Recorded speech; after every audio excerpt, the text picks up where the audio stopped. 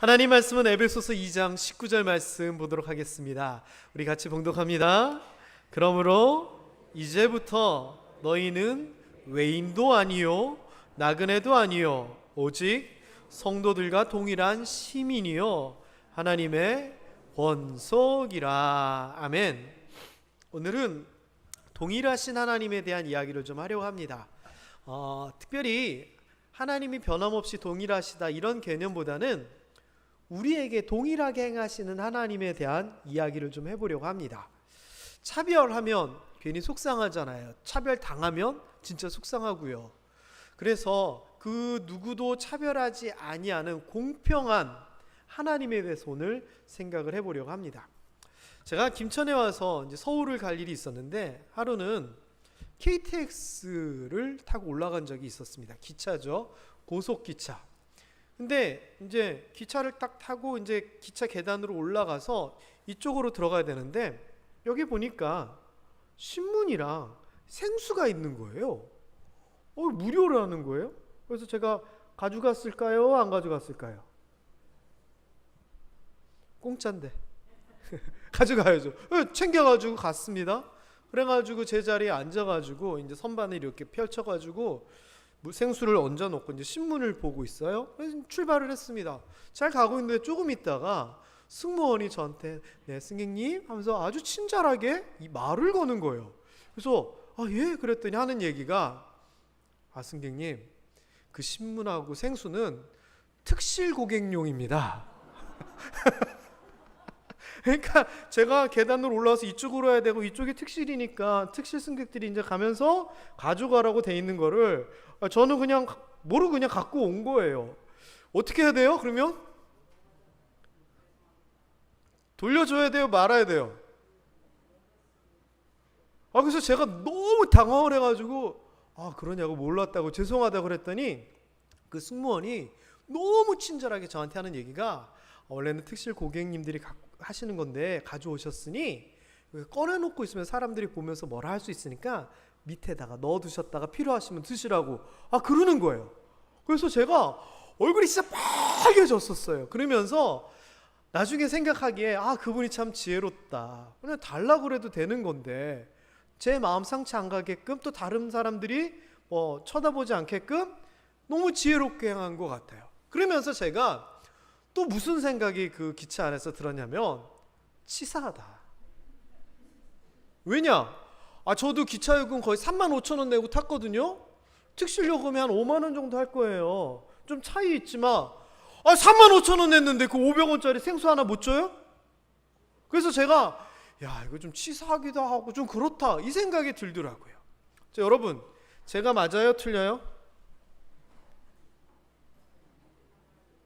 제가 맞아요? 틀려요? 제 편 들어주셔서 감사합니다.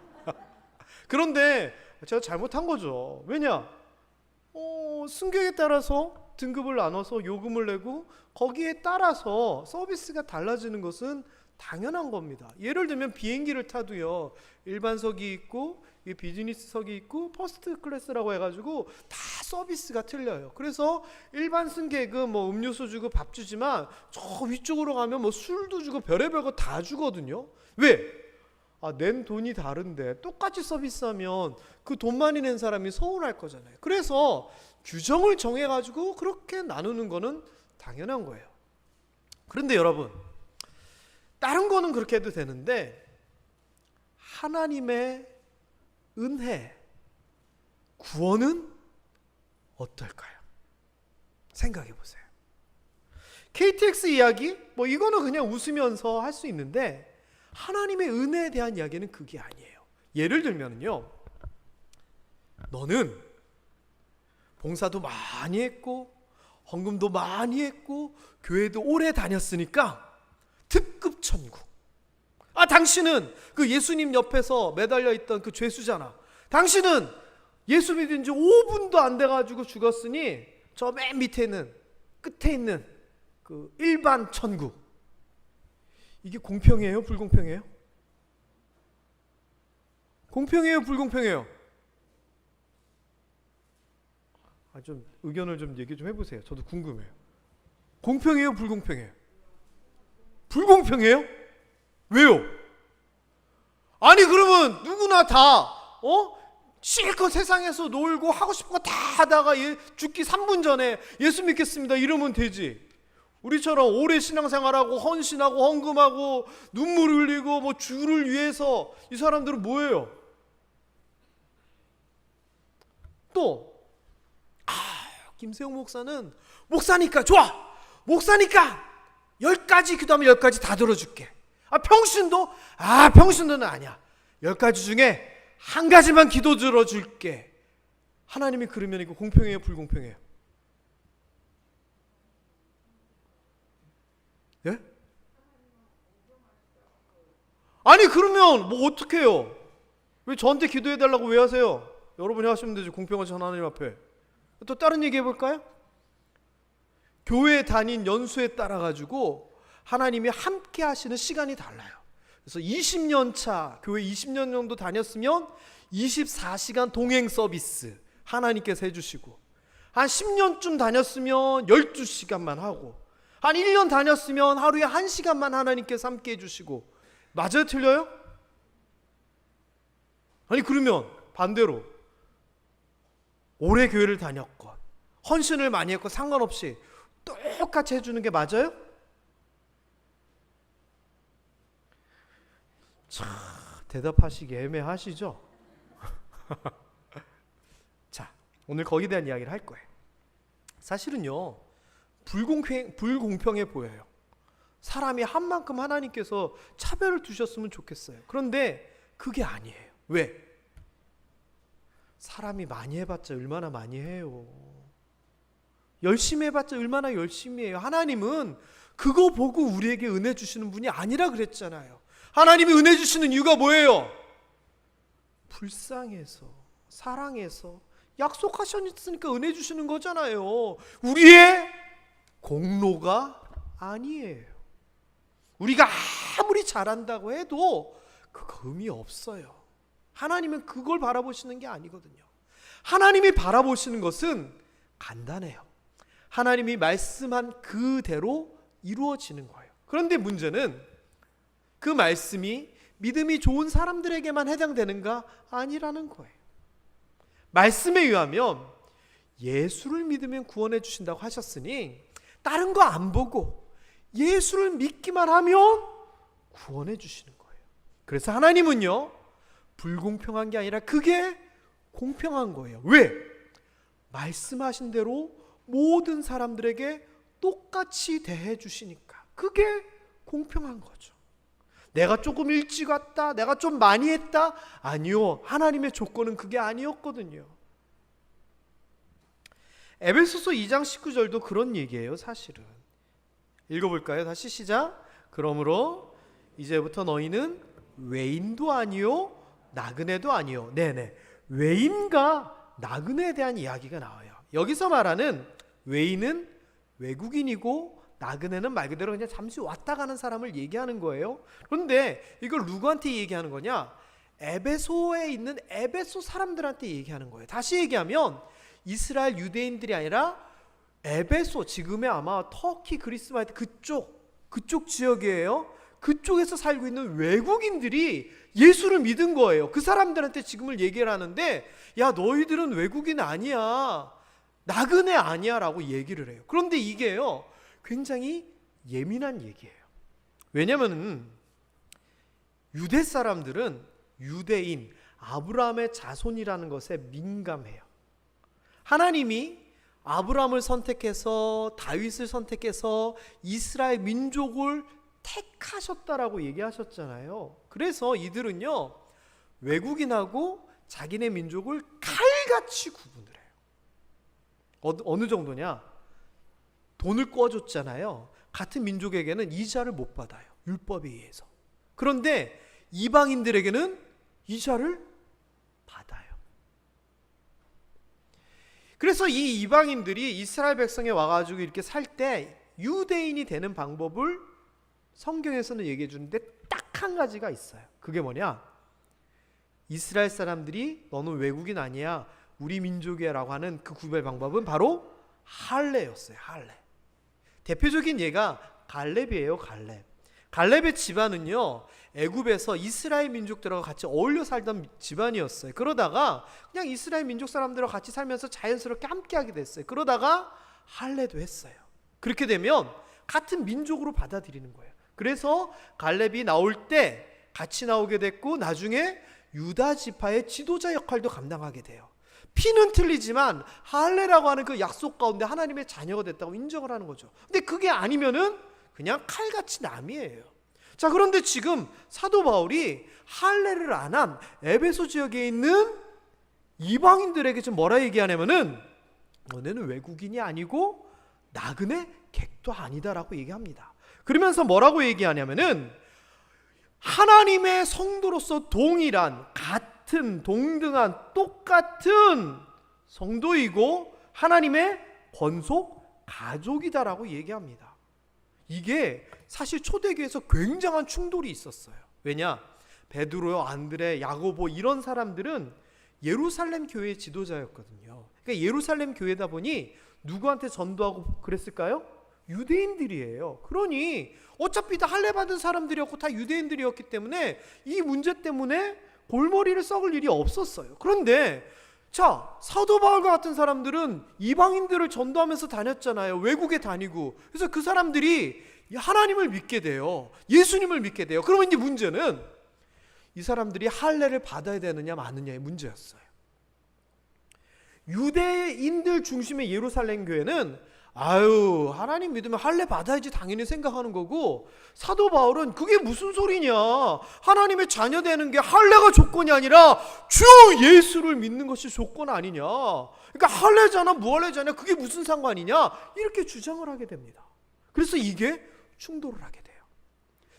이 사도행전 1대 보면은 베드로가 이방인들하고 같이 식사를 하다가 유대인들이 그걸 보고 지적을 하니까 얼른 자리를 비키는 그런 사건 이야기가 나와요. 그 얘기가 뭐냐? 그럼 이방인들하고 밥도 같이 못 먹는다고? 아니요, 그게 아니라 거기에서 말하는 식사는 뭐를 위하냐면은 성찬식을 얘기해요. 왜냐하면 지금의 성찬식은 예식으로서 교회에서 집행되지만 초대교회에서는 먹고 마실 때마다 주를 기념하는, 그리스도인들이 먹을 때마다 주를 기념하는 그런 의식이었거든요. 그러니까 이방인 중에 할례 받지 아니한 이방인들하고 같이 밥을 먹으면서 떡을 떼면서 그리스도의 몸입니다, 잔을 마시면서 그리스도의 피입니다, 이러다 보니 베드로가 얼떨결에 같이 하다 보니 옆에서 누가 얘기하는 거예요. 야, 할례 안 받은 이방인들하고 성찬식을 같이 해? 하나님의 자녀야 쟤들이? 야, 너 교회 지도자가 그래도 돼?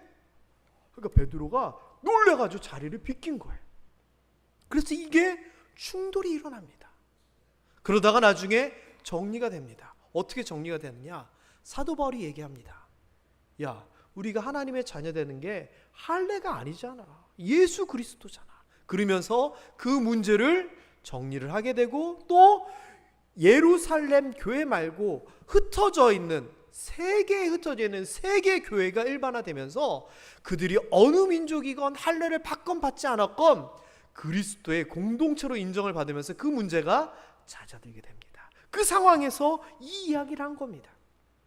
우리가 하나님의 자녀인 것이 예수 그리스도를 믿어가지고 하나님의 자녀 가족이 된 거지, 이게 어느 민족이냐, 할례 받았느냐 안 받았느냐 그게 아니다라고 얘기합니다. 그리고 그 이야기 앞에 뭘 얘기하느냐, 에베소서 2장 8절 9절 쭉 하는 얘기가 뭡니까? 우리가 그 은혜로 인하여 믿음으로 말미암아 구원을 얻었나니 이것이 하나님의 선물이고 우리의 행위에서 난 것이 아니다 얘기하지 않습니까? 그리하여 사도 바울이 뭘 얘기하느냐, 하나님은 어느 민족이건 어느 나라 사람이건 그것을 가리는 것이 아니라, 그들이 어떤 문화와 어떠한 관습을 가지고 있는 것이 아니라, 그게 중요한 게 아니라 예수 그리스도를 믿느냐 안 믿느냐를 가지고 구원을 얘기하십니다 이야기하고 있는 겁니다. 여러분, 신분을 이제 확실하게 확인을 한 겁니다. 예수를 믿으면 외국인이라도 주 안에선 우리랑 같은 하나님의 자녀지라고 하는 겁니다. 그게 에베소서 2장 19절이었습니다. 자, 그런데 이스라엘 백성들 입장에서는요, 이게 사실 마음에 안 드는 겁니다. 왜냐? 이스라엘 백성들은 스스로 택한 백성이고 선민 사상, 하나님께서 선택한 민족이라고 하는 그 생각을 가지고 있었거든요. 그리고 그게 성경에서 그렇게 얘기합니다. 그들에게 그렇게 가르쳤고요. 한번 읽어볼까요? 시작. 너는 여호와 내 하나님의 성민이라. 내 하나님 여호와께서 지상 만민 중에서 너를 자기 기업의 백성으로 택하셨나니. 네, 여기까지만 봐도 될 것 같습니다. 이스라엘 백성들이 하나님의 거룩한 민족이고 만민 중에서 자기 기업의 백성으로 택하셨다라고 얘기합니다. 맞아요? 틀려요? 맞아요. 그런데 중요한 것은요, 자기들만 택함을 받았다고 하는 초대교회에서의 문제 같은 그 문제가 지금도 이스라엘 사람들은 가지고 있다는 겁니다. 그 생각을. 그래서요, 오늘까지도 자기들만 하나님이 택한 민족이고 하나님께서 자기들만 사랑하시고 하나님께서 예수 그리스도는 실패한 메시아니까 예수 그리스도 말고 진짜 메시아를 보내주셔서 그 메시아를 중심으로 이스라엘이 전 세계를 다스리는 그 나라가 올 것이다 라고 지금도 믿고 있다는 겁니다. 이런 얘기가 맞을까요? 틀릴까요? 맞아요? 틀려요? 틀려요? 여기 이렇게 나왔는데? 그럼 이스라엘만 택한 백성 맞는 거죠? 아니에요? 여기 써 있잖아요. 지상 만민 중에 너를 자기 기업 백성으로 택하셨다. 이스라엘 백성만 택하신 거죠, 그러면? 오늘따라 목사님 왜 저러셔? 곤란하게. 아니에요. 이 이야기는 맞는데 중요한 것은 이스라엘만 택하셨다라고 하는 그 만이에요. 자, 이러한 우리만 택하셨다고 하는 얘기는 사실 기독교 역사 가운데 굉장히 많이 있어요. 이거는 성경의 어떤 일부분만을 자기네들에게 유리하게 끌어당겨서 해석을 할 때 그런 일들이 생겨요. 제가 어떤 신학적으로 논쟁을 가지고 얘기하는 건 아닌데 제 이야기가 아니라 보편적인 얘기가 있는데 이러한 선민 사상 중에 하나가 뭐냐? 칼빈의 예정론이에요. 좀 설명을 좀 드리자면 예정론이 뭐냐? 너는 택한 사람이 하나님께서 구원하기로 예정해 놨어라고 하면서 특별한 사람들만 하나님이 딱 찍어놨다라고 얘기하는 그 이야기가 예정론이거든요. 근데 이 이야기가 왜 나오냐면은 종교개혁하고 관련이 있어요.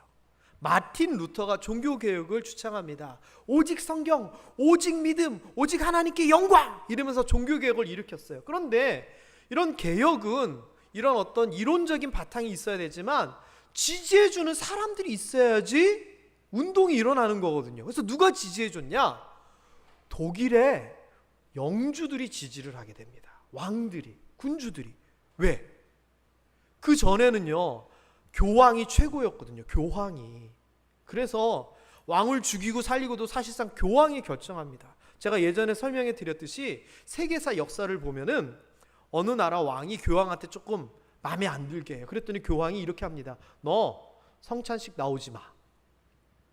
성찬식 나오지 말라는 것은 파문이거든요. 그랬더니 그 왕이 어떻게 했는 줄 아세요? 교황이 지나다니는 마차길 앞에 꿇어 앉아가지고 용서해 주십시오. 성찬식 참여하게 해주십시오. 이랬습니다. 그러니까 왕이 도대체 교황 앞에서 무슨 권위가 있습니까? 그러니까 교황이 그 말에는 오류가 없고 하나님의 대언자고 베드로의 후계고 최고 권력자가 교황이었습니다. 그런데 마틴 루터가 이렇게 얘기를 하는 겁니다. 무슨 소리냐고. 성경에 그런 얘기가 어디 있냐고. 하나님 중심이지 무슨 교황이야. 그랬더니 마틴 루터 지역에 독일의 영주들이 솔깃한 겁니다. 교황 앞에서 꼼짝 못했는데 교황이 최고가 아니라는 겁니다. 그래서 독일의 영주들을 중심으로 종교개혁이 확 일어나게 됩니다. 그럼 이 칼뱅은요? 이 사람은 이탈리아 그 지역에서 이 종교개혁 운동을 일으키고 가톨릭 사람들과 이제 전쟁도 하고 막 그러거든요. 근데 이 칼뱅은 뭐라 그랬냐면은 그 지역 도시 성주들하고 돈 많은 상인들한테 이렇게 얘기를 한 겁니다. 당신 하나님이 택하셨어요. 하나님이 예수 그리스도 보내 당신을 위하여 피를 흘리게 했어요. 아유, 저 사람들은 아니고 당신이에요. 봐요, 당신이 권력을 가지고 재물을 가지고 이렇게 살아가는 것이 하나님의 축복이잖아요. 하나님의 열매예요. 당신은 하나님이 택하신 사람 맞아요 라고 얘기한 거예요. 그랬더니 그 이탈리아 도시의 뭐 상인들 그리고 영주들이 내가 이렇게 재산을 가지고 권력을 가지고 한 게 하나님이 나를 택하셔서 그랬구나 하면서 칼빈을 응원하고 지지해요. 그래서 이 예정론이라고 하는 게요, 그렇게 시작됩니다. 근데 이게요, 개인의 고백으로 치면 하나님께서 나를 고백하여 택하셨습니다, 감사합니다 라고 얘기하지만, 이렇게 정치적인 이야기가 끼게 되면 문제가 생겨요. 뭐냐? 그러면 돈 없고 가난하고 권력 없고 그런 사람들은 뭐예요? 하나님이 택했다 안 택했다? 안 택했다는 거예요. 그러니 이 예정론은 밝은 면과 함께 어두운 면이 다 있어요. 그래서 신학적으로는요, 감리교, 성결교, 순복음, 침례교 등등등 장로교의 일부 교파들을 제외한 다른 모든 교파에서는 예정론을 이야기하지 않아요. 특별한 몇몇 사람들만 위해서 예수 그리스도 택하신 몇몇 사람들만 위해서 피를 흘렸다는 얘기를 하지 아니하고 모든 사람들을 위하여 피를 흘렸다 그래요. 그럼에도 불구하고 이 예정론이 당시에 받아들여졌던 이유는 바로 이 선민사상, 당신을 하나님이 택하셨어 라고 하는 그 이야기 때문이에요. 자, 기독교 역사 가운데 또 이런 이야기가 또 있어요. 뭐냐? 제국주의 시대의 백인 우월주의예요. 제국 우월주의. 이 말이 뭐냐? 그 1700년대 막 이런 때쯤 되면은 영국, 프랑스, 스페인, 포르투갈 막 이런 나라들이 배를 가지고 해외로 막 가면서 아프리카, 남미 등등을 식민지로 삼습니다. 정복을 해가지고요. 자, 그런데 이 사람들이 식민지를 삼을 때 어떻게 했을까요? 그 나라에 가가지고 야, 우리나라가 돈 많이 줄 테니까 우리나라로 들어와 이랬을까요? 아닙니다. 뭐 했을까요? 전쟁했습니다. 전쟁에서 어떻게 해요? 그 나라 왕국을 멸망시키고 뺏은 겁니다, 사실은. 자, 그런데요, 이 식민지 시대의 제국주의자들이, 제가 나쁘게 얘기하는 거 아닙니다, 역사 얘기입니다. 군대를 보내가지고 그 나라를 정복할 때 꼭 같이 갔던 사람들이 있습니다. 그게 누구냐? 바로 선교사들이었습니다. 카톨릭 선교사들. 그래서 이들은 무슨 생각을 가지고 있었고, 그 제국주의 전쟁을 하고 죽이고 빼앗는 데 있어서 무슨 생각을 가지고 정당화를 했냐면은, 쟤네들은 미개인이야. 그 쟤네들은 하나님도 몰라. 우리나라가 잘못된 저 왕들을 꺾어버리고 그들을 다스리면서 복음을 전하는 게 하나님의 뜻이야 라고 하는 그들의 눈과 양심의 가림막을 교회 카톨릭에서 해준 거예요. 그래서요, 뭐 복음이 전파됐으면 좋지? 아니에요. 얼마나 많은 사람들이 죽었는지 몰라요. 남미, 우리가 잘 아는 잉카 제국, 스페인이 그렇게 해서 멸망시켰어요. 뭐 그래가지고 남미에 뭐 카톨릭이 들어가고 하나님 믿게 됐으니까 좋다고요? 아니요. 복음적인 측면은 그렇게 얘기할 수 있을지 모르지만 죽여가면서 피 흘려가면서 강제로 예수 믿게 하는 것이 하나님의 뜻이었을까요? 아니에요. 엄밀히 따지면은 호주의 원주민들, 미국, 캐나다의 원주민들에게 땅을 뺏으면서 그들을 그리스도인으로 만든 미국, 캐나다, 호주도 똑같은 상황이에요. 아시아에서도요, 필리핀이 가장 대표적인 경우예요. 식민지화를 한 다음에 카톨릭화를 시켜요.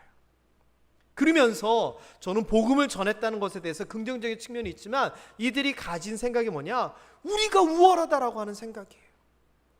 그러면서 기독교의 이름으로 그들을 꺾으면서 핑계를 댔어요. 니들은 미개해. 너희들은 우리 밑에서 피 흘려도 돼. 너희 것 우리가 뺏어도 돼. 왜냐? 우리는 하나님의 자녀 백성이잖아. 이거였어요. 저는 이거는 아니다라고 생각을 해요. 이런 얘기가 더 극단적으로 발전한 경우가 있어요. 그게 뭐냐? 히틀러의 독일 민족주의예요. 2차 대전을 일으켰던 히틀러와 그 나치라고 하는 그들의 민족주의들이요, 유대인을 학살하고 전쟁을 일으켰을 때 마틴 루터의 그 독일 교회는 히틀러와 그 민족주의를 어떻게 바라봤을까요? 어떻게 했을 것 같아요? 독일 교회에서 물론 저항하고 반대하는 사람들도 있었지만 공식적으로는 이렇게, 우리가 정권에 협조하면 정권에서도 우리를 지원해 줄 것이고 우리가 선교하는 데 도움이 될 것이다. 이게 독일 교회가 히틀러를 지지하면서 했던 말이에요. 그리고 독일 그 나치들이 유대인을 학살하면서 뭐라고 이야기하냐면, 유대인들은 예수 그리스도를 십자가에 못 박은 민족이다 라고 얘기하면서 학살을 해요. 교회가 잘못된 민족주의에 대하여 저항하고 깨우치는 것이 아니라 거기에 편승하여서 함께 했어요. 그래서 2차 대전 이후에 독일 교회는 전 세계 앞에 회개합니다. 지금도 이 이야기가 나오면 독일 교회는 우리들이 잘못했다라고 눈물을 흘리면서 회개합니다. 이 이야기들, 선민사상의 특징을 보면은요, 이스라엘이건 뭐 예정론이건 백일우월주의건 독일 민족주의건 이들의 공통점이 뭔 줄 아십니까? 보셨듯이 다 하나님이 자기들을 택하였다는 겁니다. 우리를 들어서 사용한다는 겁니다. 그런데 그게 맞나요? 아닙니다. 자기들 중심으로 하나님 이야기를 끼워 맞춘 겁니다. 다른 이야기들, 독일, 예정론 이야기는 살펴볼 필요 없고 이스라엘에 대한 이야기를 성경을 통해서 한번 확인해 볼까요? 과연 이스라엘만을 택하여서 하나님께서 그렇게 하셨는지. 이스라엘을 제일 먼저 택한 때가 언제입니까? 아브라함 때입니다. 아브라함이 시작입니다. 그렇죠? 아브라함의 자손, 아브라함의 할례, 아브라함의 후손, 다 그거잖아요. 자, 아브라함을 부를 때 이야기입니다. 시작. 내가 너로 큰 민족을 이루고 내게 복을 주어 내 이름을 창대하게 하리니 너는 복이 될지라. 네. 자, 아브라함으로 하여금 택해서 민족을 이루고 복 준다고 하는 얘기 맞습니다. 그런데 그 다음 얘기들이 중요합니다. 너는 복이 될지라라고 했는데 이게 무슨 의미라 그랬죠?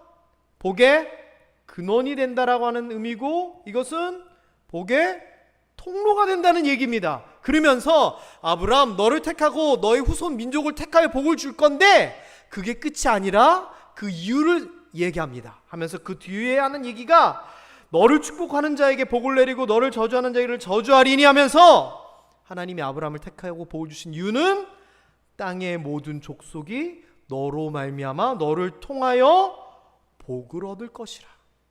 다시 얘기하면 하나님이 아브라함을 택한 이유는 땅의 모든 민족에게 아브라함을 축복의 통로로 삼아 복 주시기 위한 것이 하나님의 목적이었습니다.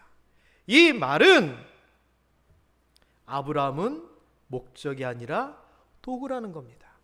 이스라엘은 하나님이 택하시고 복 주시고 함께 하신 이유는 이스라엘이 잘 먹고 잘 살게 하기 위한 것이 아니라 이스라엘을 통하여 다른 모든 민족이 복받게 하기 위한 것이 하나님의 목적이란 겁니다. 그러니 이스라엘 민족들이 우리만 선택받은 거야, 우리만 선민이야, 아니요. 이스라엘은 우리를 위한 통로였어요. 예를 들면 이겁니다. 선생님이 반장 얘기합니다. 반장, 일로 와봐. 내가 우리 반 사람들한테 준비물 나눠 주려고 준비해 왔으니까 반장 우리 와서 받아가 라고 얘기합니다. 근데 반장이 학생들한테 하는 얘기가 이만큼 갖고 와서 얘기가, 선생님께서 나를 불러 지명하여 이것을 가져오게 하셨으니 이것은 다 내 거다. 말이 돼요, 안 돼요? 그 이야기입니다. 그러니 이스라엘 백성들이 우리만 택함을 받았어. 택함 받은 것은 맞는데 우리만은 아닙니다. 볼까요? 시편 86편 9절입니다. 다 같이 읽어봅니다. 주여, 주께서 지으신 모든 민족이 와서 주의 앞에 경배하며 주의 이름의 영광을 돌리리이다. 이스라엘 백성들이, 유대인들이 지은 이 시편에서조차도 모든 민족이 하나님을 찬양하는 것을 이야기합니다. 로마서 1장 16절에서는 이것에 대하여서 사도 바울이 너무 강력하게 얘기합니다. 야, 우리가 구원을 받았잖아, 믿는 자에게 구원을 주셨잖아 하면서 하는 얘기가, 먼저는 유대인에게 주신 거고 그 다음에는 헬라인, 그리고 그 다음에는 전 세계를 향한 거야 라고 하면서 이 구원이 유대인에게만 준 게 아니라 그냥 먼저 주시고 유대인을 통하여 퍼져나가는 것이다 라고 얘기합니다. 게다가 사도 바울이 아니라 예수님은 뭐라고 얘기하시냐? 이렇게 얘기하십니다. 예수께서 나와 말씀하여 이르시되 하늘과 땅의 모든 권세를 내게 주셨으니 그러므로 너희는 가서 모든 민족을 제자로 삼아 세례를 베풀고, 대상이 누구라고요? 모든 민족입니다. 이스라엘 민족은 모든 민족이 복받게 하기 위한 과정이자 도구였던 것입니다. 그러니 이스라엘 사람들이 우리만 선택받았어요? 아닙니다. 하나님은 모든 백성이라고 그러고 모든 사람이라고 그러는데 어떤 사람들이 이스라엘만이요, 아니요 권력 있는 사람들만이요, 아니야 우리 독일 민족만이야, 아니야 우리 유럽에서 하나님 믿는 우리만이야. 이거 누가 맞아요? 하나님의 말씀이 맞는 거예요.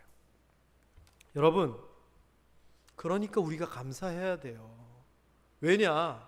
그게 아니라 하나님이 모든 사람에게 구원을 주시지 않았으면 우리는 뭐예요? 우린 쭉정이에요. 알곡은 누구예요? 이스라엘 백성만 되는 거예요. 그런데 하나님의 은혜가 우리에게 동일하게 임하기 때문에 우리는 그게 아니다라고 감사하는 거예요. 게다가 이렇게 인종, 민족, 나라뿐만 아니라 민족과 나라와 시대에 따라 달라지는 은혜가 아니다, 이 말뿐만 아니라 재물이 있고 없음도 하나님은 중요하지 않다라고 얘기를 해요. 가난한 자나 부한 자가 함께 살고 나는 그들에게 동일한 하나님이다라고 얘기하면서 우리가 돈이 많건 돈이 적건 하나님께서 그걸 보고 우리에게 은혜를 베풀어 주시는 게 아니라는 거예요. 여러분, 11조 1,000만 원 드리는 사람은 하나님께서 특별한 은혜를 주시고 11조 5만 원 드리는 사람은 하나님이 은혜 안 베풀어 주시고 그거 아니라는 거예요. 나이가 많고 나이가 어려가지고 제대로 뭘 못하면은 아이 그래 너네는 은혜 저 뒷순위로 가, 젊고 잘하네 맨 앞으로 와, 이것도 아니라는 겁니다. 오히려 작년에 어른들에게 어린아이와 같지 아니하면 천국에 결단코 들어오지 못하리라 하면서 어린아이 같아지라고 얘기하시는 분이 예수님 하나님이에요. 그리고 우리가 행함을 가지고 뭔가를 공로를 가지고 교회를 오래 다니고 봉사를 많이 하고 이것도 아니래요. 마태복음 20장에 보면은 포도밭 얘기가 나와요. 포도밭 얘기. 이제는 우리 모항교회 포도밭 하시는 분들이 제가 처음 왔을 때 한 두세 배는 된 것 같아요. 자, 그런데 포도밭 얘기 성경에서 뭐라고 얘기하느냐? 포도원 주인이 이른 새벽에 나가봤더니 사람들이 왔다 갔다 하길래 와서 우리 밭에 와서 일 좀 하라고. 그러면 내가 하루 품삯 한 데나리온을 줄 거라고 얘기합니다. 그리고서 아침 9시쯤 가니까 사람들이 더 있어서 이게 오라고 해서 또 부릅니다. 낮 12시쯤 갔더니 사람들이 또 있으니까 오라고 또 일 시킵니다. 오후 3시에 갔더니 또 사람들이 있어서 오라고 또 일 시킵니다. 그러다가 오후 5시 또 나가보니 사람들이 어슬렁거리는데 뭐하냐 그랬더니 불러주는 사람이 없어가지고 이러고 있다는 겁니다. 그래서 또 얘기합니다. 오라고 일하라고. 그리고서는 오후 6시가 돼서 자, 일 그만하고 품값 받아가시오라고 얘기합니다. 자, 그리고서는 새벽 일찍 온 사람이나 오후 5시에 와서 1시간 일한 사람이나 똑같이 한 데나리온씩을 줍니다. 그랬더니 새벽에 온 사람이 화가 나는 겁니다. 아이고 잠깐만요. 나는 새벽에 와서 12시간 동안 일했는데 한 데나리온이고 저 사람은 1시간 일했는데 한 데나리온이고 불공평한 거 아닙니까? 항의를 합니다. 맞아요, 틀려요? 맞아요, 틀려요? 공평해요, 불공평해요? 이게 뭐랑 똑같은 줄 아세요? 하나님, 저는 70년 동안 예수 믿었으니까 특급 천국에 올려주시고 저 사람은 예수 믿은 지 2시간 만에 죽었으니까 저 밑에 천국에 보내주시옵소서. 안 그러면 그거 불공평합니다. 이거랑 똑같은 얘기예요. 근데 이 포도원 주인이 뭐라고 얘기하는 줄 아세요? 이렇게 얘기합니다. 내가 새벽에 당신을 부르면서 일하면 한 데나리온 준다고 했지 않소? 그리고 5시에 온 사람도 한 데나리온 준다고 했고, 그래서 내가 약속한 대로 한 데나리온을 줬는데 뭐가 문제요? 내가 당신한테 뭐 잘못한 게 있는데 아니 그 주는 사람 마음 아니요, 이렇게 얘기를 합니다. 뭔 말이냐? 이 포도원 주인은 몇 시간을 일했는지가 중요한 게 아니라 내 밭에 와서 내 약속대로 일하고 나는 약속대로 품값을 준 약속이 중요했습니다. 이게 하나님의 구원의 은혜입니다. 우리가 무엇을 했건 어떻게 했건 하나님은 그걸 보는 게 아니라 하나님의 말씀대로 주 예수를 믿었느냐 안 믿었느냐가 우리의 구원의 조건입니다. 그것만 보시면은 하나님께서 동일한 구원의 은혜를 베푸신다는 겁니다. 여러분, 이거 감사해야 됩니다. 만일 구원에도 등급이 있고 자기가 노력하고 헌신한 만큼 하나님께서 차별을 주신다면 우리는 도대체 1등급부터 10등급까지 천국이 있다면 몇 등급 들어갈 수 있을까요? 이 시대를 살면서 조금 직분이 있고 조금 열심히 했다고 1등급 갈 것 같아요? 아니요! 성경에 나오는 위대한 선인들과 순교했던 무수한 순교자들이 있는데 우리가 저 위에 꼭대기에 어디가 있어요? 우리의 죄악과 우리의 연약함을 생각해 본다면 천국 갈 자격이나 있을까요?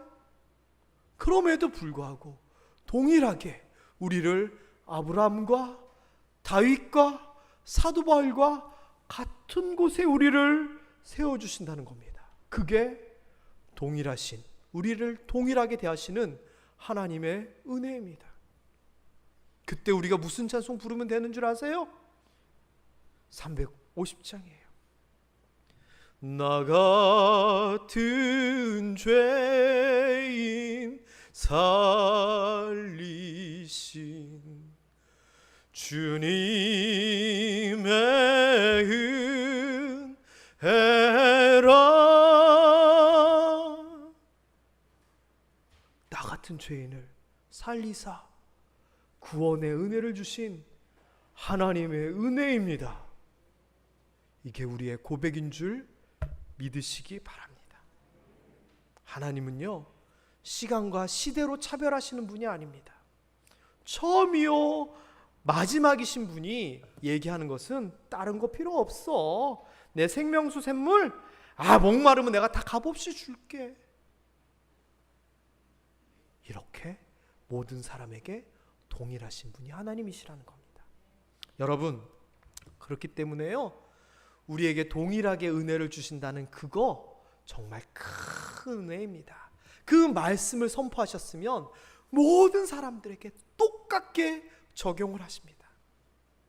여러분, 이런 하나님 앞에 감사할 수 있는 여러분 되시기를 주님의 이름으로 축원합니다. 언제나 변함없이 동일하게 우리에게 은혜를 주시는 하나님, 부족한 우리에게도 저 훌륭하신 분들과 동일하게끔 그 천국에 설 수 있는 은혜를 주신 그 하나님 감사해야겠지요. 이것을 알고 이 부족한 죄인을 살리신 하나님의 은혜에 감사하며 이 한 주간 살아가실 수 있는 여러분 되시기를 주님의 이름으로 축원합니다. 아멘. 오늘 보너스 말씀이 하나 있습니다. 너무 재미있어서 잠시 소개만 올리고 마치겠습니다. 우리 한국 사람들도 아주 요상한 선민 사상이 있더라고요. 이게 잘못된 생각인데 너무 재미있어서 제가 정리를 해봤습니다. 단지파와 관련된, 한국과 관련된 얘기입니다. 이 단지파는 뭐냐? 야곱의 5번째 아들인 단으로부터 시작된 이스라엘의 12지파 중에 하나입니다. 그런데 이제 나중에 가나안 땅에 정착하고 이러다 보면서 이 단지파는 나중에 보면 그냥 유명무실해지고 그냥 조용히 그냥 별 얘기가 없어요. 뭐 유대지파, 베냐민지파 이런 것처럼 뭐 크게 티가 나진 않거든요. 그런데 이거를 요상하게 해석하는 사람들이 있습니다. 어떻게 해석을 하느냐? 단지파의 지도자였던 삼손이 이방 여인과 결혼하고 뭐 하면서 어쨌거나 이 단지파가 힘을 잃게 됩니다. 그러면서 이 가나안 땅에 제대로 정착을 하지 못하고 가나안 땅 동북쪽으로 이동을 하며 이제 이동을 하게 됩니다. 좋은 곳을 찾아서. 그래서 이들이 동북쪽으로 쭉 가다가 산맥도 넘고 뭐도 넘어서 어디에 정착을 하게 되느냐? 우리나라에 정착을 한다고 합니다. 그래서 이 나라에 원래 살고 있던 사람들이 하늘의 아들이라고 받아들였는데 그게 누구냐? 단군이라는 겁니다. 이 단자가 그 단자라는 겁니다. 그러면서 하는 얘기가 사실 우리 민족은 이스라엘 민족의 단지파였어 라고 합니다. 우리는 민족이 백의 민족이라고 하는데 성경에 보면 흰 옷 입은 이스라엘 사람들 얘기하잖아. 그리고 우리가 아빠라고 부르는데 걔네도 아바라고 부르잖아. 우리 물 길러 갈 때 물동이 지고 가는데 그 나라도 물동이 지고 가. 우리가 뭐 제사 지내고 무슨 명절 있을 때 소 잡잖아. 걔네도 소 잡아 라고 하면서 말도 안 되는 것을 다 갖다 붙이면서 우리나라가 이스라엘 민족의 단지파라고 합니다.